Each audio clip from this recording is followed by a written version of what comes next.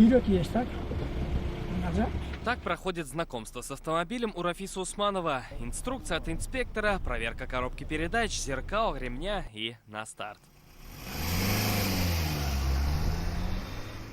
Водительский стаж у Рафиса Б больше полувека. За это время он сменил лишь 2 машины, да и то семерки, а потому с автомобилем на конкурсе у него немного не заладилось. Задел фишку.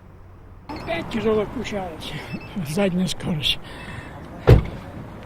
Недовольны? Нет, недовольный, конечно.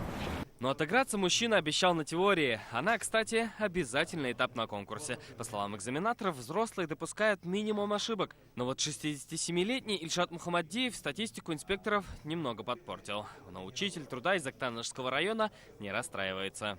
Знак стоит там, пешеходный переход. А перед знаком можно, оказывается, сделать разворот. Ну теперь знаете зато. Да, знаю зато.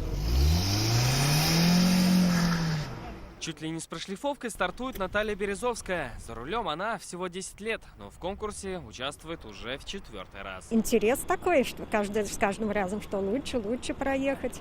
ПДД повторяешь, следишь за новыми всеми изменениями. Вождение тоже совершенствуешь. Так, повышая свои навыки, возрастные водители поддерживают свой статус опытные. Они более дисциплинированы, потому что понимают уже всю серьезность той ситуации, которая складывается на дороге.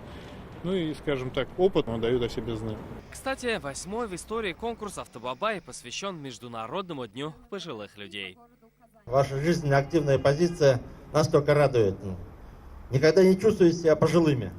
То, что вы здесь, явное тому подтверждение. Лучшие из лучших среди мужчин и женщин сегодня получили кубки и подарки. Салават Ухмадуллин, Ренат Сафин, ТНВ, Казань.